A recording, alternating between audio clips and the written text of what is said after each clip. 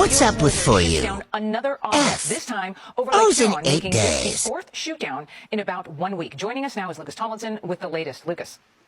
Well, good afternoon. This is the fourth time in 8 days the U.S. military has shot down an object over North America, certainly unprecedented in the history of this country. We just learned some new details from Michigan Congressman Jack Bergman, of course, a retired Marine Corps three-star general, former CH-46 pilot, which Joey knows all about, of course. He says this a U.S. Air Force F-16 fighter jet shot down a mysterious octagonal object over Lake Huron earlier today using a Sidewinder missile. That object flying at 20,000 feet. That's notable because that's much lower than those two objects shot down over the past 2 days. This is now the third object shot down in the past 3 days, guys, starting on Friday. When an object was shot down over the north coast of Alaska, as you see here on this chart, right on the northern coast of Alaska. That search for the debris has been hampered by rough weather. It's minus 20 degrees up there. It's very, very difficult. And then, of course, yesterday, another object was blasted out of the sky by a U.S. Air Force F-22 Raptor. It's notable that it was a U.S. Air Force jet shooting this thing down over the skies of Canada and Canadian airspace. That was on joint orders from President Biden and Canada's Prime Minister. And just as we know now, just moments ago, a U.S. Air Force F-16 fighter jet shooting down this object over Lake Huron. And, of course, this came just hours after some airspace over Lake Michigan had been closed because they thought they detected something. But then NORAD and the FAA lifted that restriction.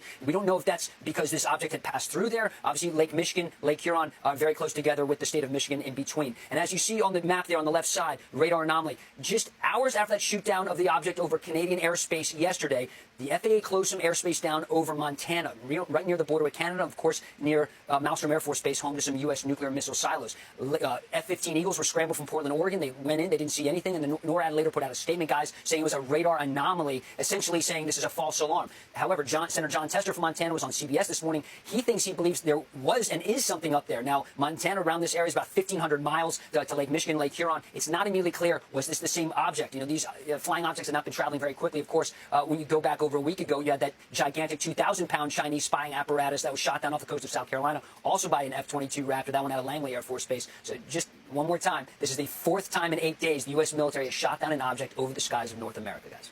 Okay, and thank you, Lucas. And I can imagine folks at home are wondering, you know, first of all, we don't know where the other three are from, with their origins, right. Correct? Okay, correct. But also you've got to wonder, you know, how can any of these be used to harm us in any way? Are these enemy states testing our perimeter and testing our response? I mean, these are a lot of questions that are coming up, I imagine, for Americans. Right, Alicia. One thing that's very notable, it appears that these three objects that have been shot down over the last 3 days all were able to penetrate U.S. airspace. They were not detected until they were already inside this country. That is very concerning for military officials. Of course, we heard from NORAD's commanding general, General Van Herken, called it essentially a blind spot. I think called it a domain awareness gap, a little bit of Pentagonese there. But bottom line is it's a blind spot. But, you know, not unlike the Super Bowl, what most of us are about to watch this evening, you know, what do teams, what do countries, adversaries look for? They look for these blind spots. They look to exploit. And that is what appears to be happening. However, once again, just a word of caution. Top officials at the Pentagon, here at the White House, we heard from Canada's defense minister last night in Ottawa. She said we do not know the origin of any of these objects. The object shot down over Canada yesterday, the object just shot down over Lake Huron, and certainly that object shot down off the north coast of Alaska on Friday. Lucas, what we don't know is driving the questions we have. Obviously, it's driving our curiosity, our imagination. Our minds are going everywhere, and hopefully we're going to get more information soon. One thing that I'm doing my own research and looking at a report or an update from Jennifer Griffin, do that, local municipalities and their weather service that do that. Is the Pentagon doing anything to cross-reference these before they shoot them down? Are they looking into where they could be from a friendly place before they shoot them down? Is there any system in place that tracks those types of objects in the sky? One of the comments that Jennifer gave us was one of the senior Pentagon officials said, there's trash all in the sky. Right, Joey, and of course you remember your time in the Marine Corps. You know, you are very careful what you shoot at. You look at what the target is, what's also behind it. There's no question this is why the Pentagon NORAD are scrambling fighter jets to get a visual ID before opening fire. These aren't just shooting down, you know, targets beyond visual range.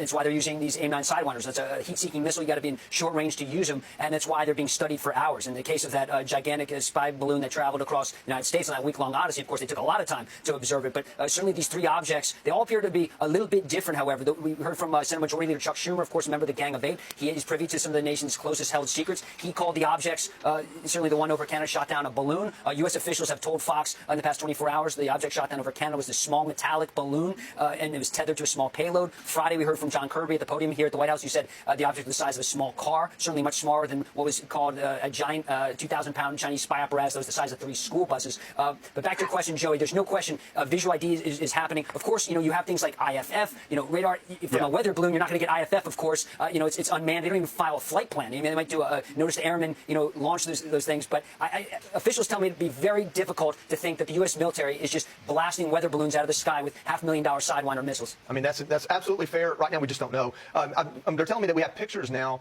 I believe this is the plane going over Lake Huron, the plane that responded to that balloon or that object.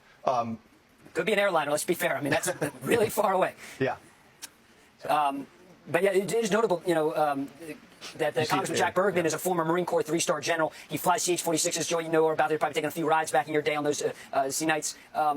He knows what he's talking about when he said it was a U.S. Air Force F-16. That's notable, of course. A lot of F-16s in the Air National Guard. Yesterday, you had F-15 Eagles scrambling from Portland to respond to that, what seemingly was a false alarm over Montana. However, you don't have to do a basic dead reckoning to know that, if something is traveling east and it was spotted over Montana last night, this could very well be that same object. We don't know. We do know that Senator John Tester this morning was pretty testy on CBS saying he thought an object was up there. He didn't buy the radar anomaly excuse from NORAD. Lucas, we also have a tweet from Montana Congressman Matt Rosendale saying, I'm in constant communication with NORCOM, and they have just advised me that they have confidence there is an object and is not an anomaly. I'm waiting now to receive visual confirmation. Our nation's security is my priority. Obviously, you've got congressmen from this region that are sounding the alarm. Their constituents, I know because I'm from the Midwest, I'm from South Dakota, their constituents probably are not very used to this kind of activity happening over their airspace. So my question for you is this. Is it now, because we saw this Chinese spy balloon last weekend, was visible to the naked eye. Now we've got these other objects that may or may not be visible to the naked eye. What is the likelihood that there have been objects like this flying over our airspace, penetrating our airspace for a long time, and now the American government is just on high alert for these kind of objects? Well, I think there's no question. By the way, that tweet by Congressman Rosedale, he was obviously very fired up and was not buying that statement from NORAD last night that called this a radar anomaly, seemingly a false alarm. He was very convinced, based on conversations he had been having with officials, that this was a real target, a real contact in the sky. And it appears that it's the same contact that now headed east, that he was correct. Back to what you were saying, Tommy, about spotting these on radar. I've been told we have sound from Senator Tester. Let's all have a listen. The truth is that there was an anomaly, and they've investigated. I think it got dark last night, so they couldn't fully check it out. What's gone on the last, 2 weeks or so, 10 days, has been nothing short of craziness. And the military needs to have a plan to not only determine what's out there, but determine the dangers that go with it.